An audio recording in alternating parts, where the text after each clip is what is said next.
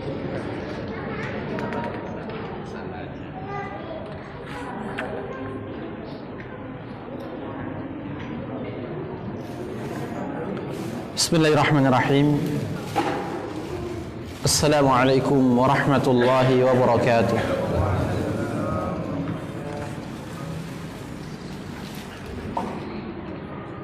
Alhamdulillahi rabbil alamin. Wassalatu wassalamu ala ashrafil anbiya'i wa sayyidil mursalin nabiyyina wa rasulina Muhammadin wa ala alihi wa sahbihi ajma'in. Wa asyhadu an la ilaha illallah wahdahu la syarika lah wa asyhadu anna Muhammadan abduhu wa rasuluh. Amma ba'd. Alhamdulillah, puji syukur kita panjatkan kepada Allah Subhanahu wa ta'ala yang telah mempertemukan kita kembali di tempat yang mulia ini, di kajian rutin kita, yang mana di sini kita akan membahas perkara yang sangat penting terkait dengan kewajiban mengikuti Nabi yang mulia Muhammad sallallahu alaihi wasallam. Yang mana di sini kita menjadikan panduan kita di dalam memahami masalah ini dengan buku yang berjudulkan Iqadhul Himmah Littiba'i Nabiyil Ummah, yang ditulis oleh Syekh Khalid bin Saud Al-Ajami hafizahullah ta'ala. Kemudian kedua kalinya, salawat dan juga salam semoga senantiasa tercurahkan kepada junjungan kita dan panutan kita, baginda Nabi yang mulia Muhammad sallallahu alaihi wasallam, kepada keluarga beliau, para sahabatnya, serta orang-orang yang senantiasa mengikuti tuntunan dan mendakwahkan tuntunan Nabi yang mulia alaihi salatu wassalam sampai akhir zaman. Para jemaah, Bapak Ibu sekalian yang berbahagia rahimani wa rahimakumullah, menyambung pertemuan kita yang lalu, di sini kita akan membahas ayat yang kedua yang dibawakan oleh al-muallif terkait poin pertama, yaitu perintah wajibnya mentaati Rasulullah alaihi salatu wassalam dan juga petunjuk untuk mentaati beliau alaihi salatu wassalam, sebagaimana yang disinggung di awal-awal kitab ini, bahwasannya kewajiban mentaati Nabi yang mulia alaihi salatu wassalam, ketika kita melihat banyak ayat, maka seluruh ayat yang ada ini semuanya terbagi menjadi 3 jenis. Jenis yang pertama adalah ayat-ayat yang memerintahkan kita dengan tegasnya untuk mentaati Nabi yang mulia alaihi salatu wassalam dan petunjuk untuk selalu mentaati beliau. Jenis yang kedua, ayat-ayat yang berbicara tentang janji Allah, pujian Allah kepada orang-orang yang mentaati nabinya yang mulia alaihi salatu wassalam. Jenis yang ketiga adalah celaan dan ancaman Allah azza wa jalla bagi orang-orang yang menyelisihi, yang memaksiati dan durhaka kepada Nabi yang mulia alaihi salatu wassalam. 3 jenis ini semuanya mengerucut menunjukkan wajibnya kita kaum muslimin untuk mentaati Nabi kita yang mulia sallallahu alaihi wasallam. Kemudian pada poin yang pertama akan disampaikan kepada kita 10 ayat yang semuanya adalah perintah dan petunjuk dari Allah yang mengarahkan, yang menjelaskan kepada kita wajibnya mentaati Nabi yang mulia alaihi salatu wassalam. Ayat yang pertama sudah kita bahas, dan di sini kita akan masuk ayat yang kedua. Adapun jenis yang kedua, ayat-ayat yang berbicara tentang pujian dan sanjungan serta janji Allah bagi orang yang mentaati Rasulullah alaihi salatu wassalam akan dibawakan kepada kita sebanyak 8 ayat nantinya. Sedangkan jenis yang ketiga yaitu celaan dan ancaman bagi mereka yang menyelisihi Nabi, yang berbuat maksiat dan durhaka kepada Nabi pun juga dibawakan sebanyak 8 ayat yang akan kita bahas di kemudian harinya. Di sini kita masuk halaman 14. Al-ayatu tsaniyatu. Qala ta'ala: "Fala wa rabbik la yu'minuna hatta yuhakkimuka fima shajara bainahum." ثم لا يجدوا في أنفسهم حرجا مما قضيت ويسلموا تسليما. Surat An-Nisa ayat yang ke-65. Dan ayat-ayat ini setidaknya kita menghafalnya karena ini merupakan dalil qat'i thubut wa qat'i dilalah di dalam menunjukkan kepada kita wajibnya mentaati Nabi yang mulia alaihi salatu wassalam. Kata Allah, "Fala wa rabbik." Maka sekali-kali demi Tuhanmu. Allah Subhanahu wa taala dalam ayat ini bersumpah atas dirinya sendiri. Fala wa rabbik. Maka sekali-kali demi Tuhanmu. La yu'minun. Tidaklah mereka beriman. Tidaklah mereka dikatakan beriman yang sebenarnya sampai kapan? Hatta yuhakkimuka fima syajara bainahum. Sampai mereka menjadikanmu wahai Muhammad hakim pada perkara yang mereka perselisihkan.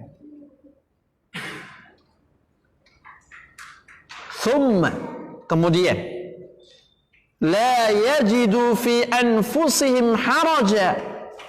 Mereka tidak mendapati dalam diri-diri mereka satupun kesempitan dada, satupun kepenatan atau rasa yang tidak suka dengan keputusan Nabi, mimma qadaita, dari perkara yang kamu putuskan, wa yusallimu taslima, dan mereka berserah diri dengan sebenar-benarnya. Ayat yang mulia ini, ma'asyiral muslimin, merupakan ayat yang menunjukkan wajibnya kita menjadikan Rasulullah sebagai hakim di dalam seluruh urusan yang kita perselisihkan. Ketika Nabi yang mulia alaihi salatu wassalam masih hidup, maka mereka para sahabat langsung merujuk, langsung kembali bertanya kepada Nabi alaihi salatu wassalam. Adapun pada zaman kita, Nabi sudah tiada, bukan berarti sudah tidak wajib bagi kita untuk mengembalikan perkara yang kita perselisihkan kepada beliau. Tidak, masih wajib, dan sampai akhir zaman pun hukumnya tetap wajib mengembalikan perkara yang kita perselisihkan kepada sunnahnya, kepada hadis-hadisnya sallallahu alaihi wasallam. Apabila kita meninggalkan sunnah Nabi, jika kita meninggalkan hadis-hadis Nabi, pasti kita akan tersesat, pasti kita akan jauh dari ridha Allah dan akan tergelincir ke jalan-jalan syaitan. Ingat kata Nabi, taraktu fikum amrayn lan tadillu ba'di ma in tamassaktum bihima, kitab Allah wa sunnati. Telah aku tinggalkan kepada kalian 2 perkara, 2 pusaka, kata Nabi, yang mana jika kalian berpegang teguh dengan 2 perkara ini, sekali-kali tidak akan pernah kalian tersesat. Apa kata Nabi? Kitab Allah, Al-Quranul Karim. Dan yang kedua adalah wa sunnati, dan juga sunnahku. Mengapa Nabi yang mulia alaihi salatu wassalam tidak mencukupkan dengan kitab Allah, dengan Al-Quran? Karena tidak mungkin Al-Quran bisa difahami dengan sendirinya. Tidaklah Allah mengutus Nabi kita yang mulia alaihi salatu wassalam kecuali untuk menjelaskan Al-Quran kepada manusia. Bagaimana kita bisa menjalankan ibadah salat ketika Allah mengatakan wa aqimus salah? Bagaimana kita bisa menunaikan zakat dengan berbagai macam kadarnya kalau tidak dijelaskan oleh Nabi yang mulia alaihi salatu wassalam? Mustahil bagi siapapun di antara kita di dalam beragama kepada Allah mencukupkan diri dengan Al-Quran.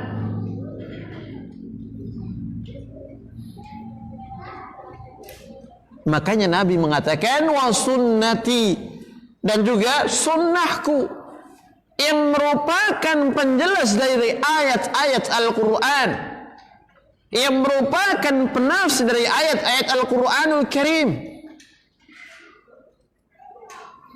Apabila kita meninggalkan sunnah Nabi, meninggalkan hadis Nabi, pasti kita akan tersesat dari jalan Allah. Walaupun kita mengatasnamakan saya pegang teguh dengan Al-Quran, maka sekali-kali tidak akan sampai kepada jalan Allah yang lurus.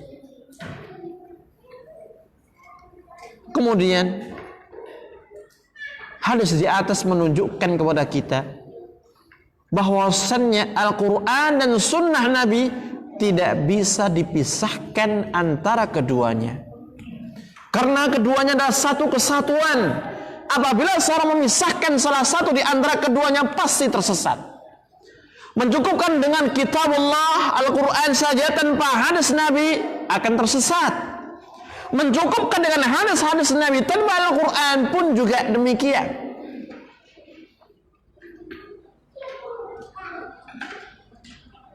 Makanya di dalam ayat yang mulia Allah Subhanahu wa taala mengatakan, "Inna nahnu nazzalna dzikra wa inna lahu lahafizun." Sesungguhnya kamilah yang telah menurunkan az-zikra. Kata para ulama, az-zikra yang dimaksudkan di sini adalah kitabullah, Al-Quranul Karim, wa sunnati nabiyyih alaihi salatu wassalam, dan juga sunnah nabinya. Mengapa dikatakan sunnah Nabi itulah az-zikra? Karena itu adalah wahyu. Wahyu dari Allah Azza wa Jal. Apa dalilnya? Wa ma yantiqu 'anil hawa in huwa illa wahyuha. Tidaklah Nabi itu berbicara berdasarkan hawa nafsunya, akan tetapi apa yang beliau sampaikan itu murni wahyu yang Allah wahyukan kepada dirinya. Wa ma ataakumur rasul fakhudhuh. Apapun yang didatangkan kepada kalian oleh Rasulullah, ambillah. Yang diantaranya apa? Sunnah beliau, hadis-hadis Nabi yang mulia alaihi salatu wassalam.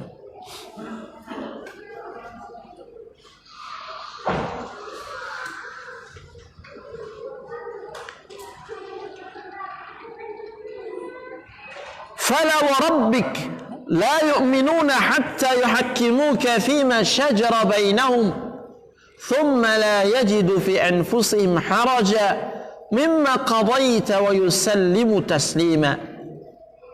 Jadi seperti kita sampaikan di atas, kewajiban kita sebagai hamba Allah, umat Nabi yang mulia alaihi salatu wassalam, adalah berhukum kepada sunnah Nabi yang mulia alaihi salatu wassalam, mengembalikan seluruh perkara yang kita perselisihkan di antara kita kepada sunnah Nabi yang mulia alaihi salatu wassalam. Dan itu amat sangat jelas tatkala kita membaca firman Allah, fa in tanaza'tum fi syai'in farudduhu ila Allah war rasul. Jika kalian berselisih pada suatu perkara, perkara dunia atau agama, maka kembalikan kepada Allah. Kata para ulama, Al-Quran maksudnya, wa ila rasul, dan kepada Rasulullah, kepada hadis dan sunnahnya sallallahu alaihi wasallam ba'da wafatih, setelah peninggal beliau sallallahu alaihi wasallam.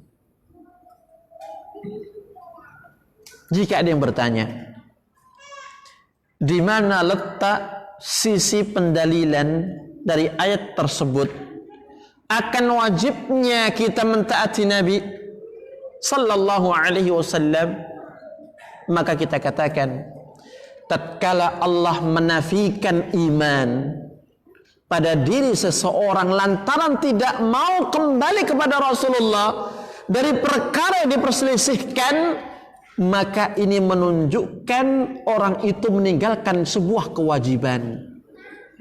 Apa ini maksud? Kewajiban mentaati Nabi.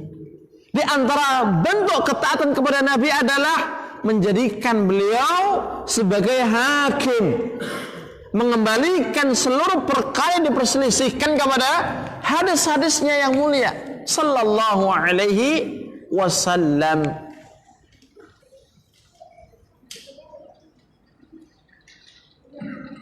Tidak akan dikatakan orang itu taat kepada Nabi jika dia meninggalkan sunnah Nabi, jika dia menelantarkan hadis-hadis Nabi. Karena seorang yang mengikuti sunnah, mengikuti hadis Nabi, yang berhukum dengan sunnah dan hadis Nabi, ini adalah salah satu jenis bentuk ketaatan kepada Nabi yang mulia sallallahu alaihi wasallam. Dan telah kita jelaskan di awal-awal bahasan kitab ini makna dari wa asyhadu anna Muhammadan Rasulullah, dan aku bersaksi bahwasanya Muhammad adalah utusan Allah. Artinya apa?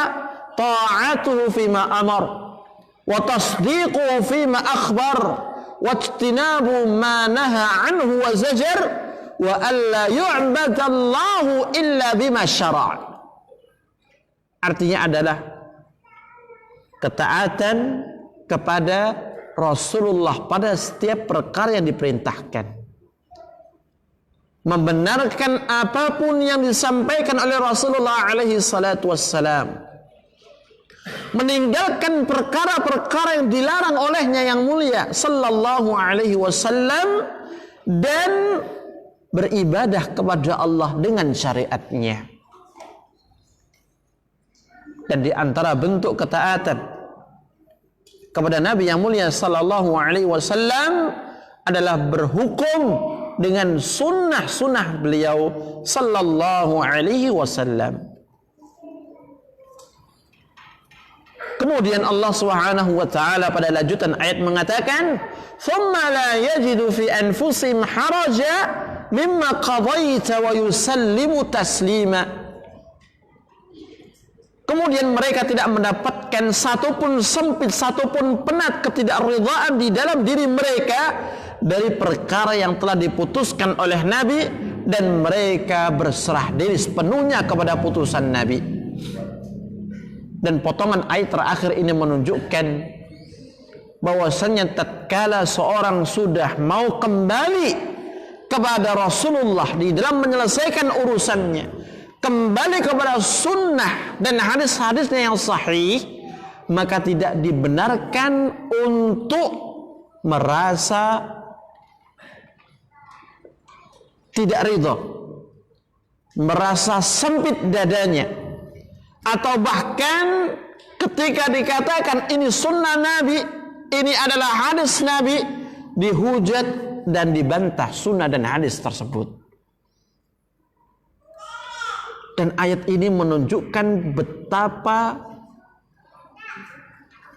sempurnanya keimanan seorang muslim kepada Nabi tatkala dia merasa ridha, bahkan seluruh dirinya ridha kepada putusan yang disampaikan oleh Nabi, walaupun itu pahit rasanya.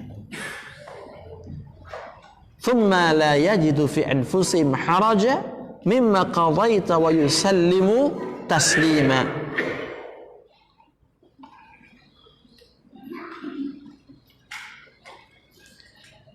Kemudian dikatakan, falamma nafal imana hatta tujada hadhihi al-ghayatu dalla ala anna hadhihi al-ghayata fardun ala an-nas.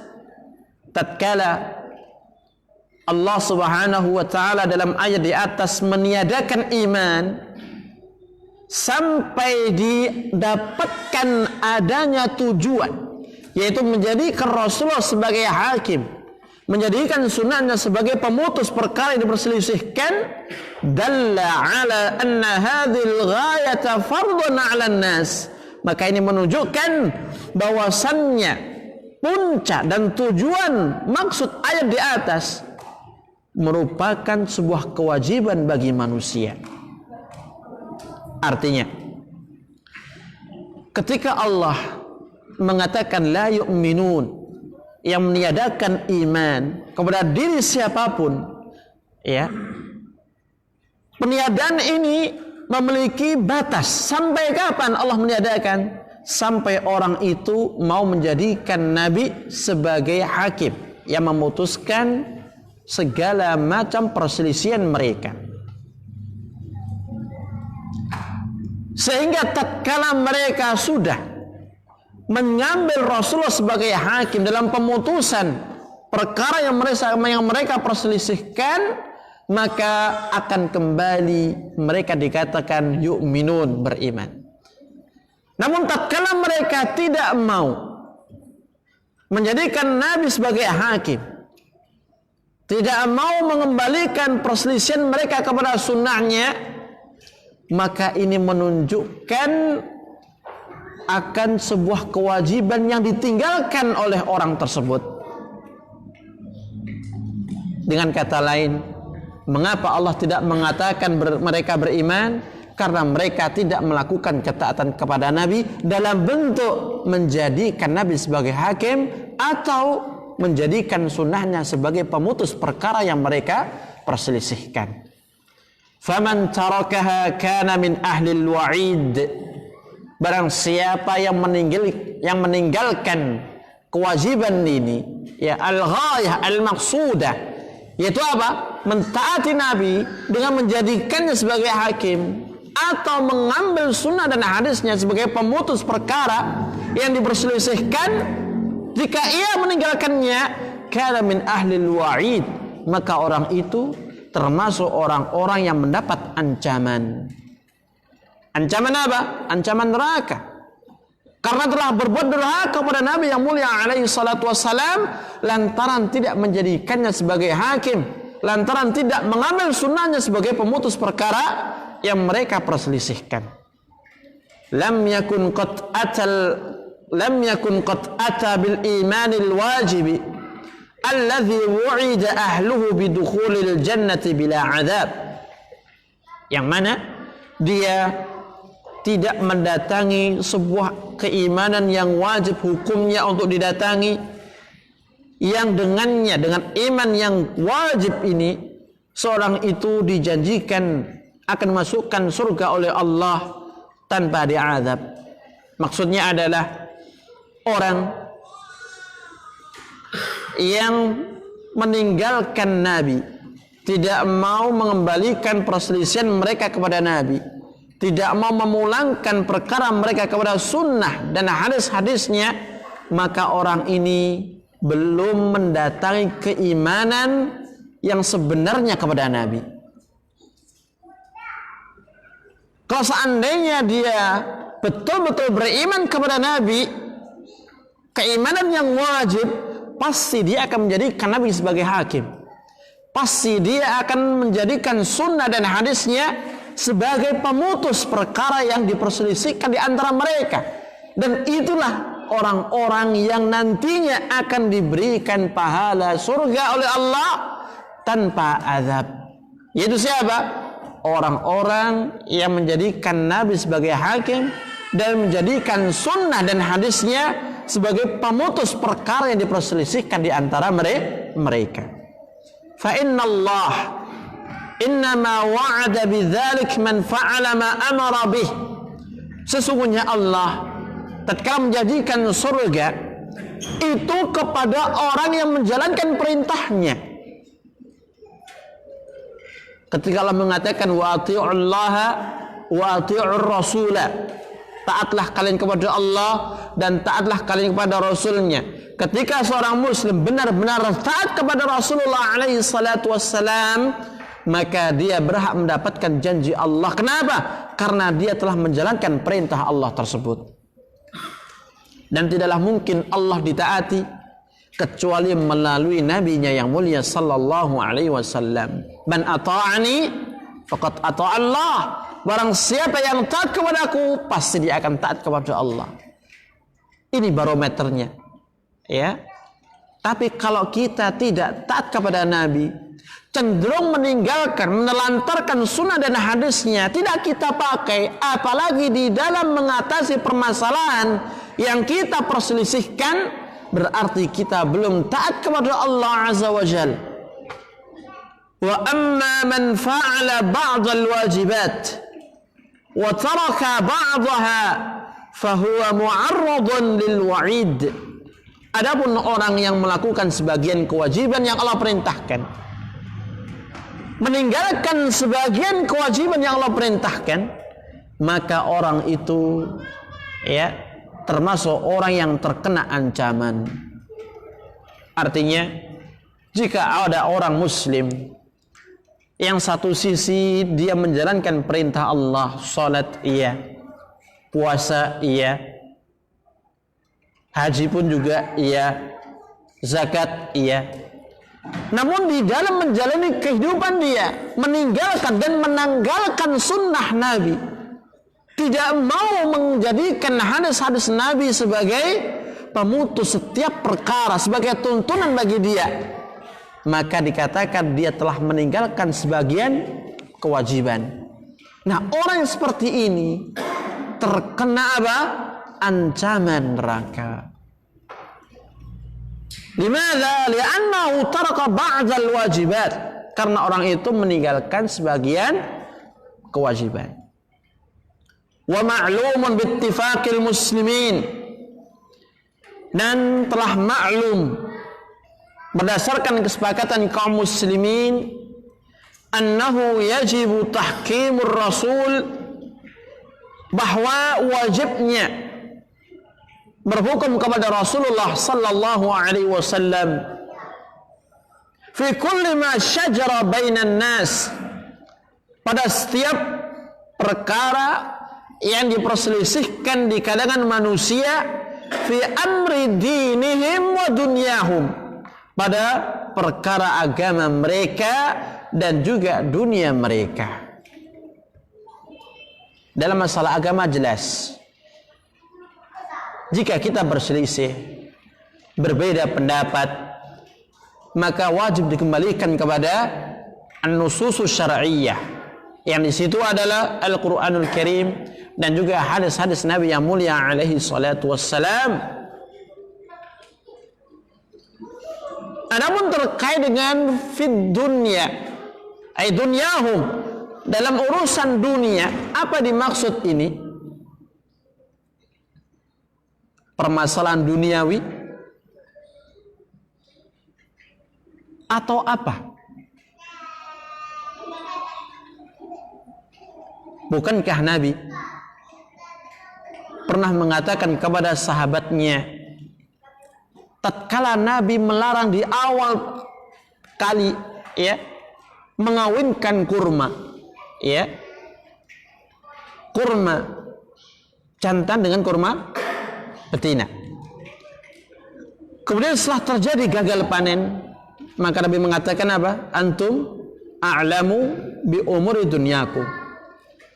Kalian lebih mengetahui terhadap perkara dunia kalian. Ini menunjukkan bahwa dalam masalah urusan dunia, Nabi menyerahkan kepada siapa? Mereka para sahabat yang lebih tahu. Pertanyaan, mengapa dalam buku ini dikatakan fi amri dinihim wa dunyahum, dalam perkara agama mereka dan dunia mereka? Tidakkah bertentangan? Satu sisi Nabi menyerahkan urusan dunia kepada para sahabat, kepada para ahli dan pakarnya. Namun mengapa dalam hal ini ketika mereka berselisih diperintahkan ya untuk mengembalikan kepada Rasulullah sallallahu alaihi wasallam?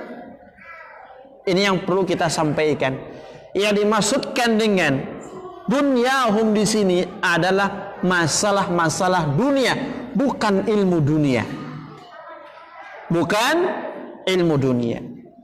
Ketika kita mencermati ya terkait dengan asbabul wurudil hadis yang kita sampaikan, sebab datangnya mengapa Nabi mengatakan antum a'lamu bi umuri dunyakum, ya, karena ini terkait dengan ilmu dunia. Dan para sahabat kaum Ansar secara khusus faham terhadap ilmu apa? Perkebunan kurma. Maka Nabi mengatakan antum a'lamu bi umuri dunyakum. Ya, jadi di sini ya Nabi yang mulia sallallahu alaihi wasallam menyerahkan ilmu dunia kepada mereka pakarnya. Akan tetapi ketika ada permasalahan dunia, ya, permasalahan apa? Dunia yang tidak bisa dipisahkan dari kehidupan seorang muslim, maka wajib mengembalikan kepada Nabi, kepada sunnah dan hadis Nabi.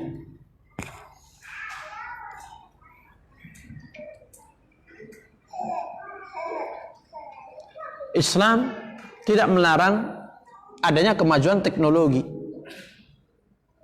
Islam tidak melarang munculnya aplikasi Gojek, begitu ya, atau mungkin yang lain.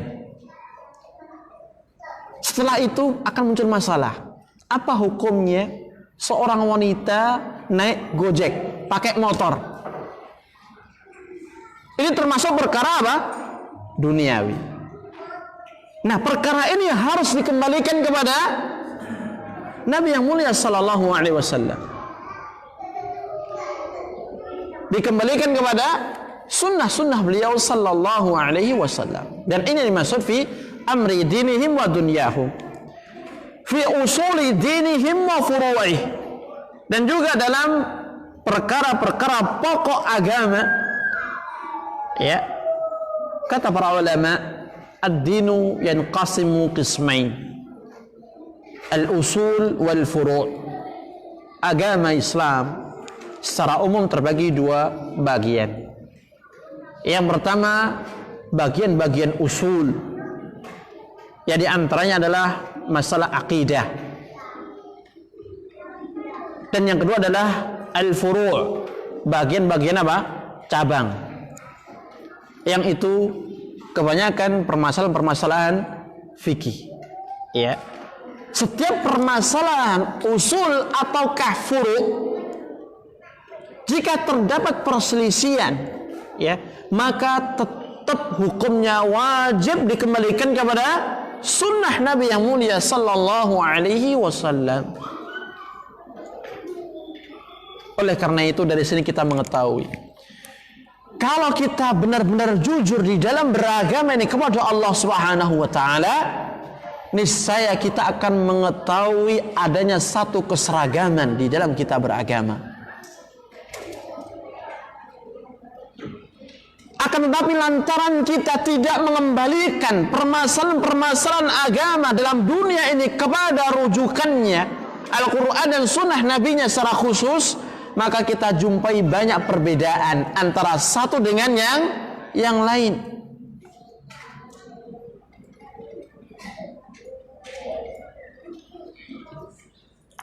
Wa alaihim, dan kewajiban atas mereka kullihim, semuanya, idza hakama bi syai'in alla yajidu fi anfusihim haraja mimma hakam wa yusallimu taslima.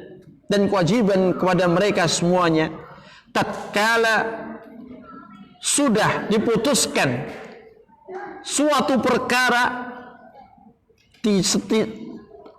alla yajidu fi anfusihim, hendaknya tidak didapatkan di dalam diri mereka haraja, rasa kepenatan, rasa sempit terhadap perkara yang diputuskan, wa yusallimu taslima, dan mereka berserah diri dengan sebenarnya. Qala al-Imam Ibnu Katsir rahimahullah, al-Imam Ibnu Katsir rahimahullah mengatakan, wa qauluh, dan firman Allah fala wa rabbika la yu'minuna hatta yuhakkimuka fima shajara bainahum. Kata Imam, yuqsimu ta'ala binafsihi al-karimati al-muqaddasah. Allah subhanahu wa ta'ala bersumpah dengan dirinya yang mulia, yang maha suci, innahu la yu'minu ahadun, bahwasanya tidaklah seorang itu beriman hatta yuhakkimur rasula sallallahu alaihi wasallam fi jami'il umur, sampai mereka menjadikan Rasul sallallahu alaihi wasallam sebagai hakim dalam seluruh perkara mereka. Fama hakama bih fahuwa al-haqqu alladhi yajibu al-inqiyadu lah batinan wa zahiran.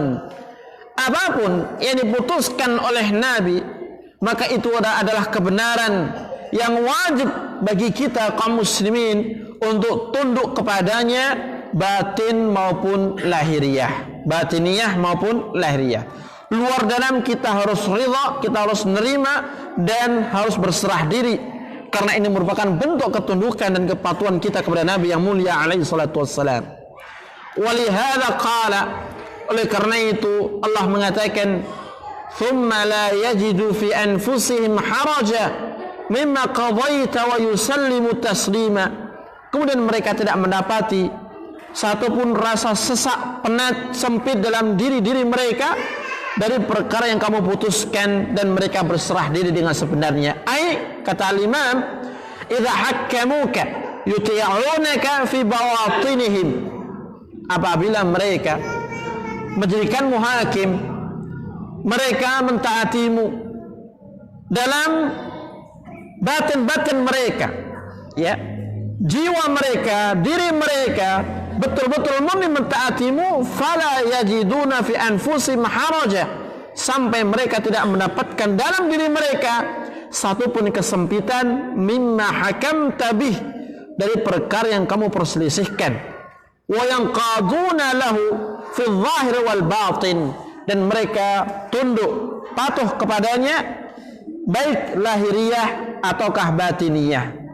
Fayusallimuna lidzalika tasliman kulliyan, lantas mereka berserah diri kepadanya dengan sebenarnya dan dengan berserah diri semuanya, min ghairi mumana'atin, tanpa menghalangi, wala mudafa'atin, dan juga tanpa membela-bela, wala munaza'atin, dan juga tanpa menggugat balik. Ini dari ucapan Al-Imam Ibnu Katsir ketika menafsirkan ayat di atas, bahwasannya ayat yang mulia itu menunjukkan kewajiban bagi setiap muslim untuk berhukum dan menjadikan Nabi sebagai hakim di tengah-tengah mereka pada setiap urusan mereka, agama ataukah dunia mereka. Tatkala Nabi sudah memutuskan melalui sunnah dan hadisnya, kewajiban bagi seorang muslim untuk menerima dengan ridha, berserah diri sepenuhnya, dan tidak ada satupun rasa penat dan sempit dalam diri seorang muslim, tanpa mencerca sunnah itu, tanpa menghardiknya, tanpa menghujatnya, tanpa mengkritisinya atau yang lainnya. Wa akhraj al-Imam at-Tabari bi sanadihi 'an ad-Dhahhak fi qawlihi, dan al-Imam Ibnu Jarir at-Tabari telah mengeluarkan dengan sanadnya dari Dhahhak fi qawlihi, pada firman Allah Ta'ala, thumma la yajidu fi anfusihim haraja mimma qadait, yaitu pada lafaz kemudian mereka tidak mendapatkan pada diri mereka satupun kesempitan dari perkara yang kamu putuskan. Qala Dhahhak mengatakan ithman, yaitu dosa. Harajan yang dimaksudkan di sini adalah itham, yaitu dosa. Wa yusallimu taslima, dan mereka berserah diri dengan sebenar-benarnya, yaqul, yaitu Dhahhak mengatakan wa yusallimu liqada'ika wa hukmika id'anan minhum bitta'ah, yaitu mereka berserah diri kepada putusanmu, kepada hukummu dengan penuh ketundukan, dengan ketaatan kepadamu.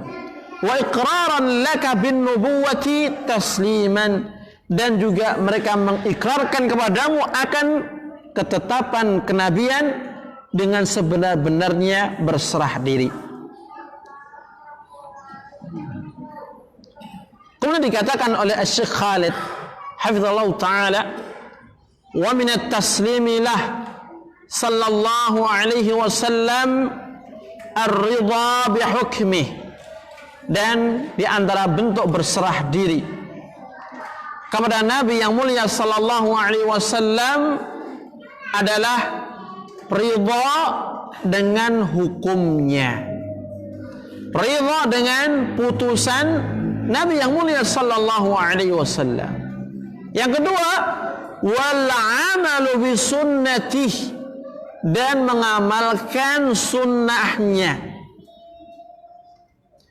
Wa qabuluha wal inqiyadu laha wa mahabbatuha, menerima sunnah itu, tunduk dan patuh kepada sunnah Nabi, dan mencintai sunnah Nabi yang mulia alaihi salatu wassalam. Ucapan ini patut kita fahami bersama dan kita ingat-ingat. Tidaklah seorang dikatakan berserah diri kepada Nabi yang mulia alaihi salatu wassalam sampai dia ridha kepada seluruh putusan Nabi dalam segala urusan, dalam segala hal, baik yang menyangkut kepribadian seorang laki maupun wanita, baik yang mengatur urusan masyarakat ataukah negara, harus ridha dengan seluruh hukum dan putusan Nabi yang mulia sallallahu alaihi wasallam. Kalau kita masih berkomen dengan hadis dan sunnah Nabi, dengan putusan Nabi, mengapa wanita harus berhijab, mengapa wanita kok menjadi sesuatu yang seolah-olah lemah dari sisi waris, separuhnya laki-laki. Dalam masalah perkawinan dibolehkan untuk apa? Memadu kasih dengan yang lain. Dan juga perkara yang lain. Kalau diri kita tidak ridha dengan putusan itu, dengan sunnah Nabi dan syariat yang dibawa oleh Nabi, berarti kita belum berserah diri kepada Nabi.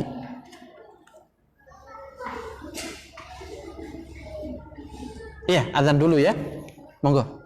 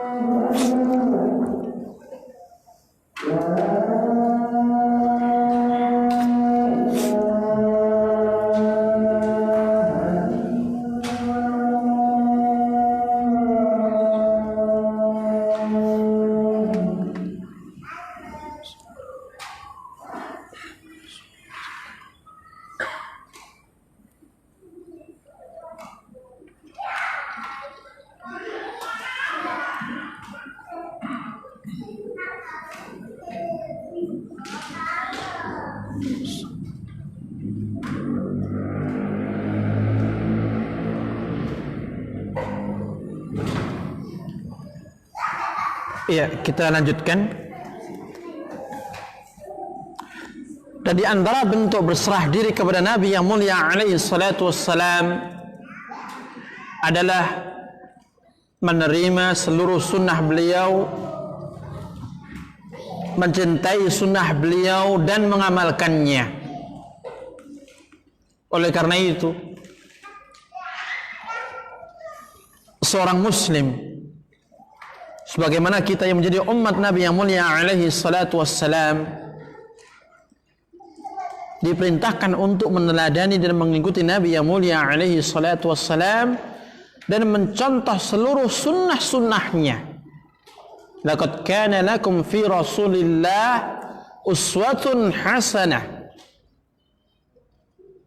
Sungguh benar-benar telah ada bagi kalian pada diri Rasulullah alaihi salatu wassalam suri tauladan yang baik. Liman kana yarjullaha wal yawmal akhir wa dzakara Allah katsira. Bagi siapa di antara kalian yang mengharapkan Allah, pahala di sisi Allah, hari akhir, dan yang selalu mengingat Allah dengan sebanyak-banyaknya. Ayat ini kata Imam Ibnu Katsir merupakan ayat yang paling agung yang mewajibkan kita meneladani Nabi yang mulia alaihi salatu wassalam. Dan di dalam meneladani Nabi itu diwujudkan dengan mengamalkan sunnahnya. Dengan mengamalkan sunnahnya. Dan sunnah yang dimaksud dengan makna sunnah bukanlah seperti yang dikatakan oleh kebanyakan ulama ahli fikih. Jika dikerjakan dapat pahala, jika ditinggalkan tidak mengapa, tidak. Tapi dimaksudkan sunnah di sini adalah metode dan gaya hidup.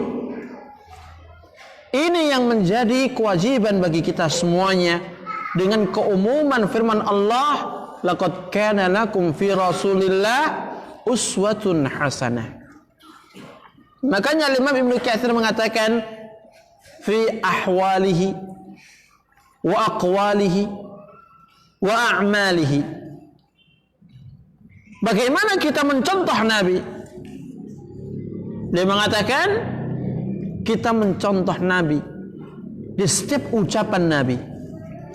Bagaimana tatkala Nabi berbicara dengan orang, dengan sahabat, dengan kerabat, orang yang lebih tua, orang di bawahnya.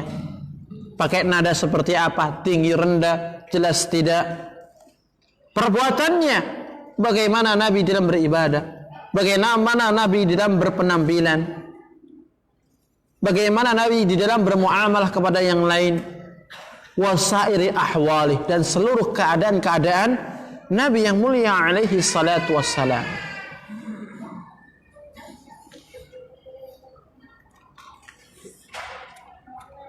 Kemudian dibawakan di sini ucapan Syekhul Imam Al-Mujaddid Muhammad ibnu Abdul Wahhab.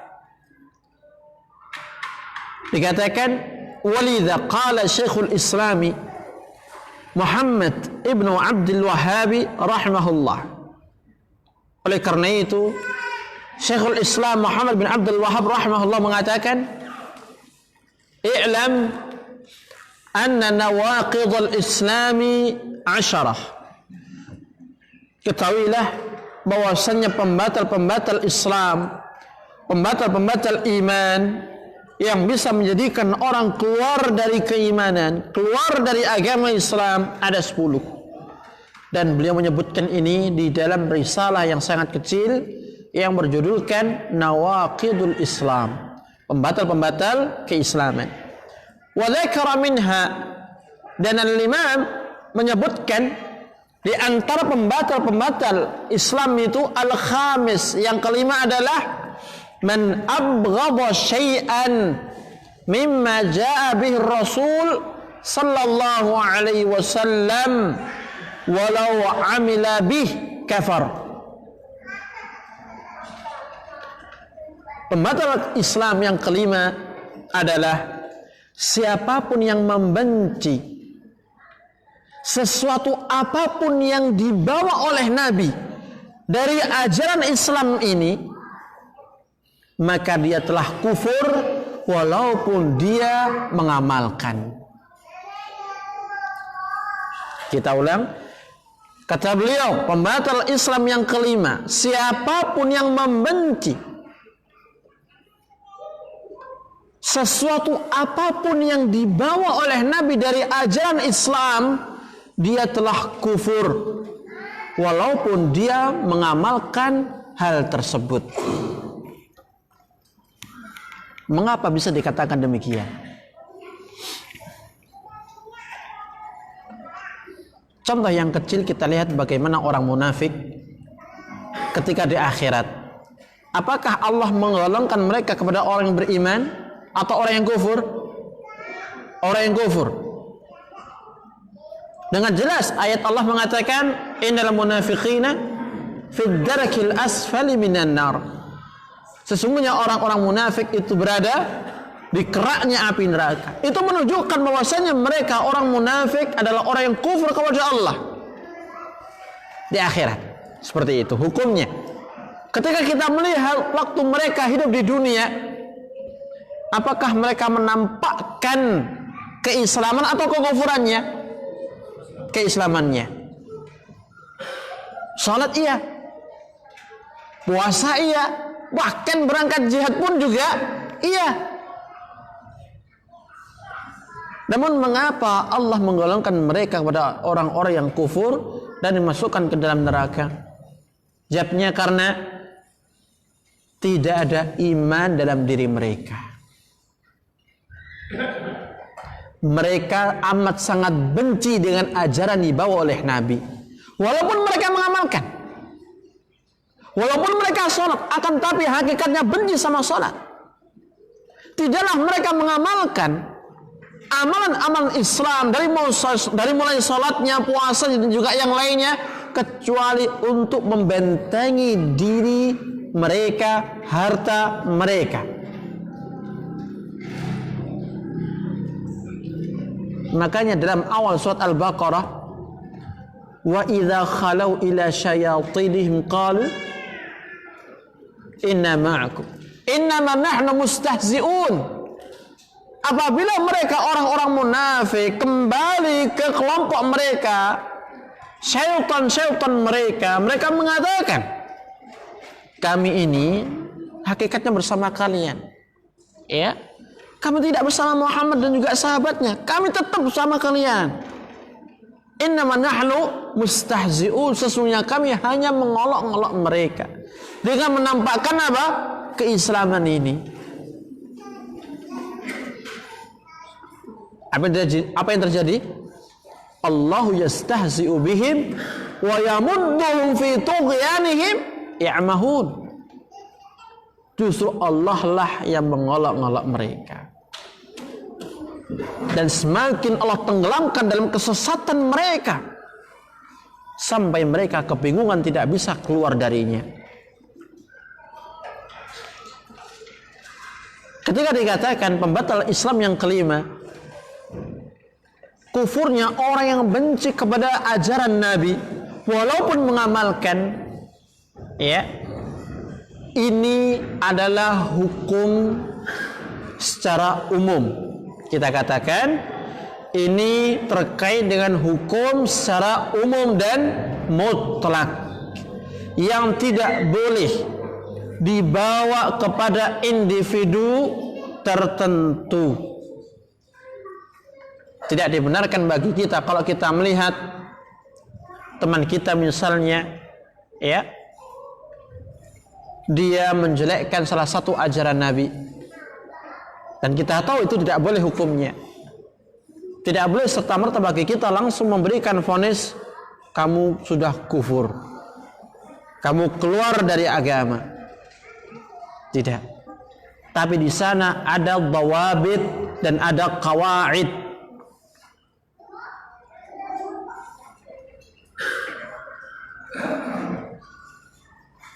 Al-hukmu naw'an. Hukum itu ada dua. Al-hukmu 'alal umumi wal itlaq, hukum yang diberlakukan untuk umum secara mutlak. Yang kedua, al-hukmu 'alal muayyan, dan hukum kepada individu tertentu. Ini dari sisi apa? Keberlakuan hukum apa ditegakkan. Dari sisi yang lain, al-hukmu naw'an, hukum itu juga ada dua. Al-hukmu ala fi'il, yang pertama hukum terhadap perbuatan, dan yang kedua al-hukmu ala al-fa'il, dan hukum terhadap pelaku. Baik, saya contohkan. Pembatal yang kelima ini kita katakan ini hukum secara umum. Ya, siapapun yang membenci sunnah Nabi, walaupun dia mengamalkan sekalipun, dia telah kufur. Ini hukum secara umum. Kemudian kita katakan, ya, ketika kita mendapati teman kita ternyata menjelekkan, mengolok-olok sunnah Nabi, maka tidak boleh serta-merta kita mengatakan dia kufur. Kenapa? Karena ini sudah masuk ranah apa? Individu tertentu. Ditambah lagi, ya, perbuatan dia, ya, yaitu apa? Menjelekkan, mengolok-olok sunnah Nabi. Itu memang haram hukumnya, tidak boleh. Namun tidak sekaligus hukum perbuatan ini melazimkan kepada hukum pelaku. Jelas ya? Orang mabuk, minum minuman keras, mabuk dibolehkan atau dilarang? Dilarang. Baik, dia mabuk, berarti dari sisi hukum perbuatan mabuk itu haram, ya, tidak boleh. Nah, dari sisi orangnya, apakah kita katakan dia kufur? Apakah kita katakan dia kufur dengan kemaksiatannya itu? Tidak. Hukum pelaku berbeda dengan hukum perbuatan. Contoh yang lain kita lihat, ada orang yang sujud di hadapan, ya, berhala atau pohon keramat. Kita katakan perbuatan sujud ini haram, tidak boleh, ya. Apakah serta-merta orang yang sujud itu kita katakan kufur, musyrik dan lain sebagainya? Tunggu dulu, karena ini sudah masuk dalam ranah hukum pelaku. Dan hukum pelaku ini harus kita ambil ucapan ulama Ahlussunnah, yang diantaranya disampaikan oleh Al-Imam At-Tahawi di dalam Aqidah Tahawiyah. Beliau mengatakan, wa nahnu Ahlussunnati la nukaffiru ahadan min ahli al-qiblati bidzambin ma lam yastahillah. Kami Ahlussunnah wal Jamaah tidaklah bermudah-mudah mengkufurkan ahli kiblat. Siapa itu?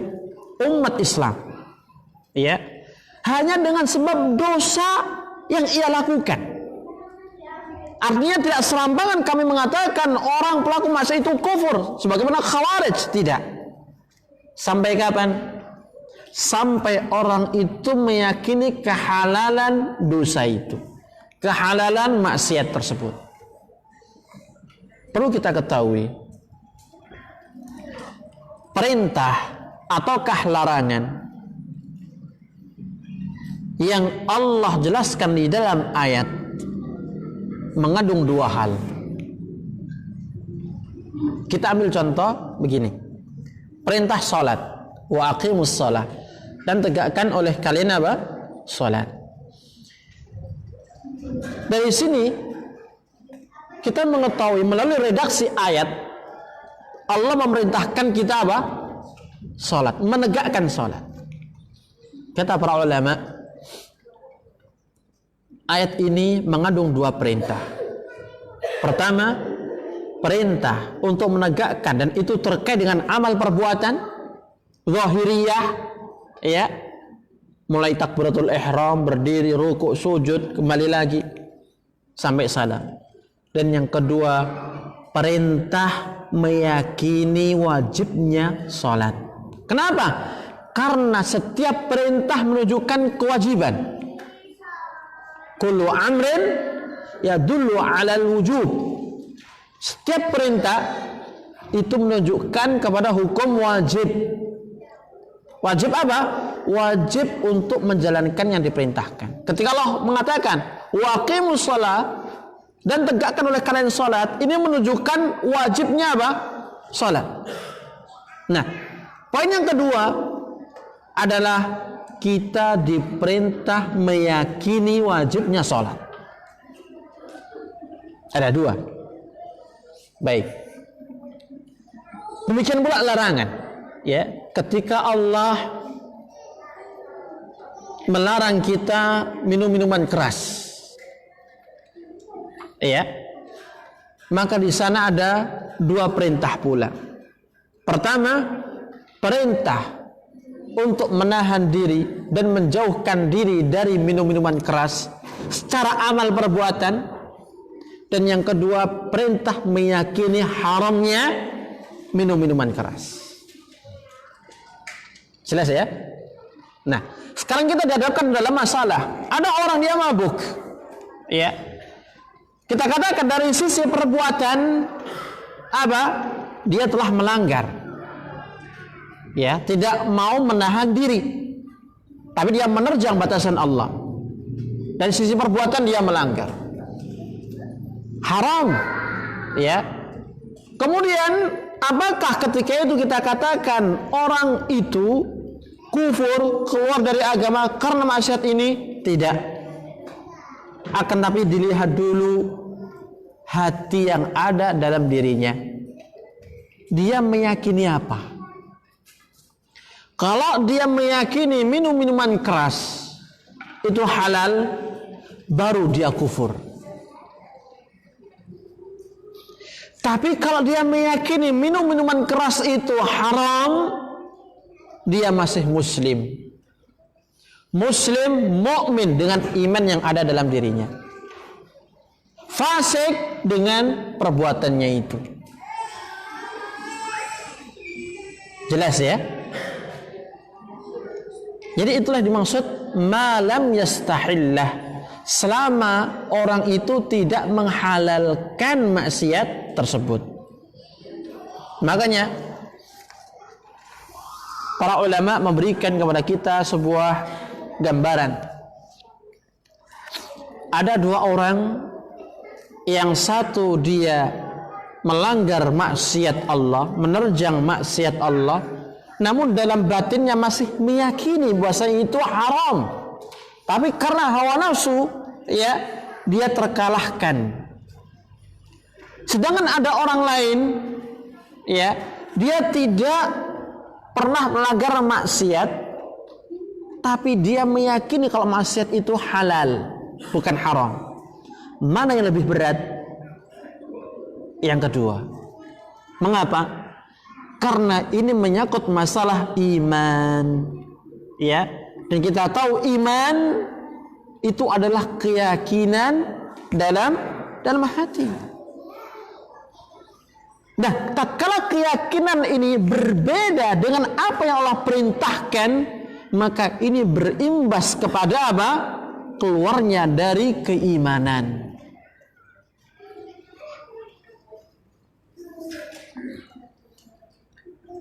Kemudian dikatakan, qala ta'ala, Allah Ta'ala mengatakan, "Dzalika bi annahum karihu ma anzalallah fa ahbata a'malahum."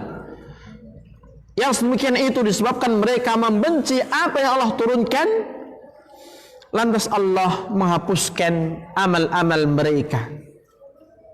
Ayat ini menjadi dalil bahwa siapapun yang membenci ajaran Nabi, ya, maka Allah akan hapuskan amal-amal mereka, gugurkan amal-amal mereka. Dan kata para ulama, ayat ini yang menunjukkan akan kekufuran orang yang membenci ajaran Nabi yang mulia sallallahu alaihi wasallam. Wa qala, dan Allah juga berfirman, "Dzalika bi annahum ittaba'u ma askhata Allah wa karihu ridwanah fa ahbata a'malahum." Yang demikian itu disebabkan mereka mengikuti perkara-perkara yang Allah murkai dan membenci keridhaannya, sehingga Allah pun menggugurkan dan membatalkan amal-amal mereka. Jika ada yang bertanya, apa korelasi, apa hubungan ucapan Al-Imam Muhammad bin Abdul Wahhab dengan bahasan yang kita bahas ini? Mengapa kok dinukilkan ya ucapan beliau? Al-jawab, jawabannya adalah wa bi dhiddihi tatabayyanul asya'. Dengan didatangkan lawannya, seorang atau sesuatu itu akan semakin jelas duduk masalahnya. Artinya begini, tidak akan dikatakan orang itu berserah diri kepada Nabi yang mulia sallallahu alaihi wasallam sampai hilang, tidak ada sama sekali satupun kebencian terhadap ajaran Nabi. Itu intinya. Kalau kita masih sedikit benci kepada salah satu ajaran Nabi, maka belum dikatakan berserah diri dengan sebenarnya. Bahkan dengan kebencian ini, ya, justru akan mengantarkan kita kepada kemurkaan Allah, apalagi sampai kepada titik kekufuran. Nah, ini bahaya. Ya, apalagi pada zaman kita sekarang yang amat sangat ya ngetren dengan masalah poligami, ya. Yang mana kebanyakan mereka wanita muslimah, ya, seolah-olah menolak, dan semoga tidak. Maka kita katakan ini adalah syariat Allah dan ajaran Nabi. Bagaimanapun kita harus tetap menerima. Jika kita tidak menerima dan ridha, bahkan cenderung benci, ini akan bahaya bagi kita. Akan melukai iman, akan melukai ya berserah diri kita kepada Nabi yang mulia sallallahu alaihi wasallam. Baik, saya kira cukup sampai di sini, ya. Mungkin ada pertanyaan, kami buka. Ya.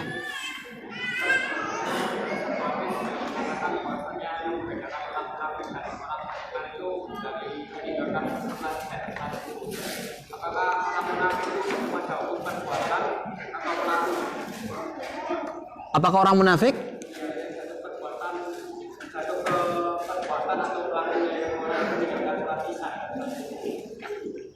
Iya. Perlu kita ketahui, kemunafikan itu ada dua. An-nifaqul i'tiqadi wan nifaqul amali. Kemunafikan i'tiqad, ya. Kemunafikan apa? Keyakinan. Itu yang pertama. Dan yang kedua adalah an-nifaqu al-amali. Kemunafikan dalam bentuk apa? Amal. Ya. Dan itu ditegaskan oleh sabda Nabi yang mulia alaihi salatu wassalam, ayatul munafiqi thalatha. Tanda-tanda orang munafik itu ada 3. Di antaranya idza haddatsa kadzaba jika berbicara dia bohong. Idza tumina khana, jika dia dipercaya mengkhianati. Idza fajara khasam, jika dia bertikai berbuat curang. Nah, ini terkait dengan nifaq amali. Kemudian pertanyaan di atas terkait dengan sholat subuh ya. Maka dikatakan ini termasuk an-nifaqul amali. Artinya apa? Jika ada di antara kita yang memang dengan sengaja tanpa uzur syar'i ya, meninggalkan salat tersebut, maka dia telah selangkah melakukan kemunafikan amal, munafik amali. Dan munafik amali ini lama kelamaan akan mengantarkan seorang menjadi nifaq i'tiqadi, seperti orang-orang munafik pada zaman Nabi yang mulia alaihi salatu wassalam.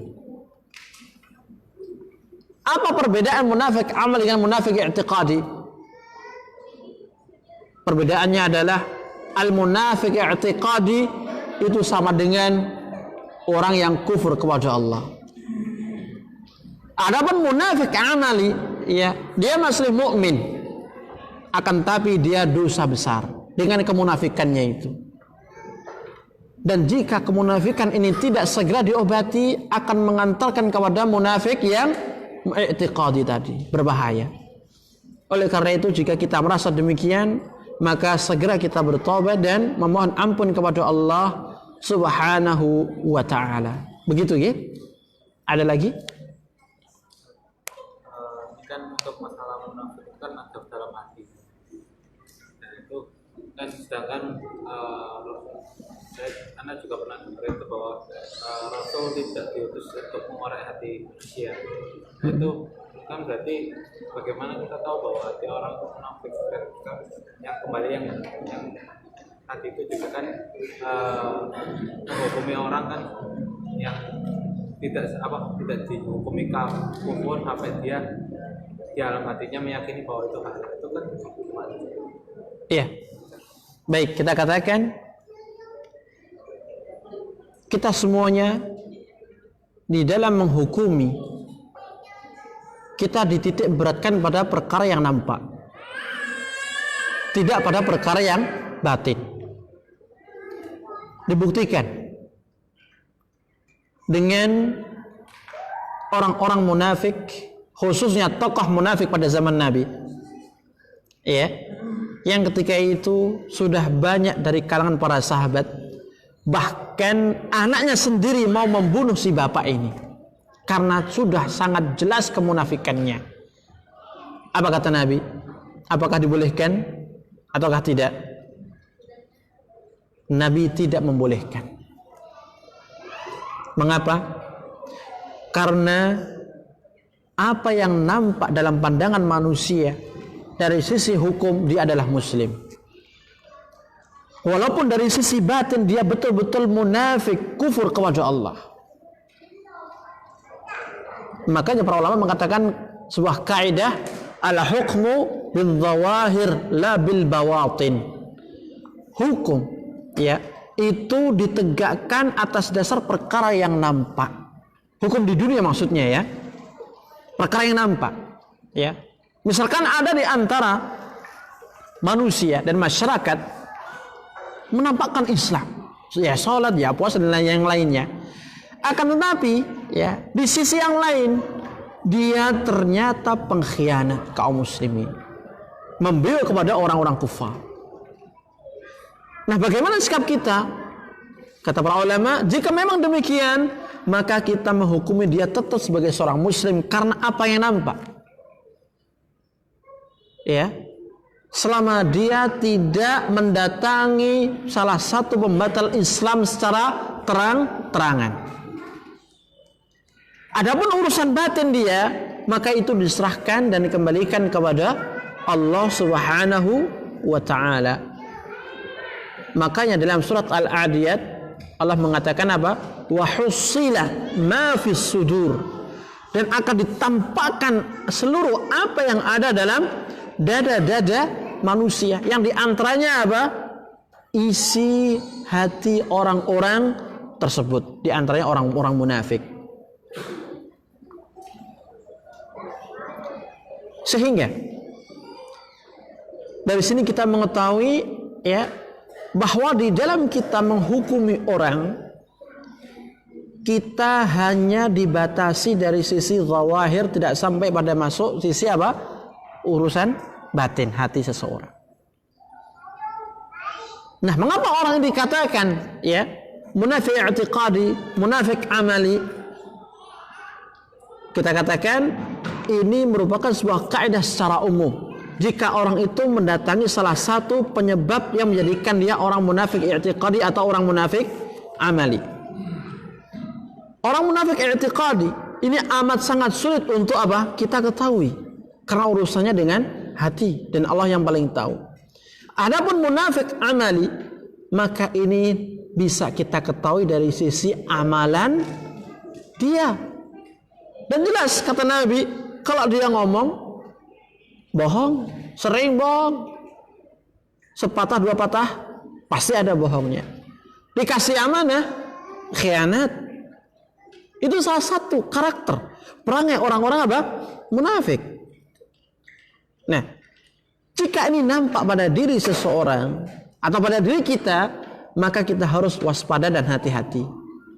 Ya, secara tidak kita sadari ternyata kita selangkah mengikuti perangainya orang munafik. Dan ini harus kita sembuhkan supaya tidak terjatuh dalam munafik yang lebih berat. Gitu ya. Ya. Terakhir ada?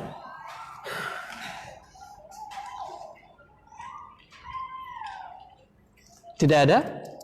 Baik, saya kira cukup sampai di sini yang bisa kita kaji. Semoga yang kita sampaikan ini menjadi ilmu yang bermanfaat bagi kita semuanya, dan semoga Allah Subhanahu wa taala menjadikan kita hamba-hamba yang istiqamah di dalam menjalankan ketaatan kepadanya dan mengikuti sunnah nabinya yang mulia alaihi salatu wassalam. Wa akhiru da'wana alhamdulillahi rabbil alamin.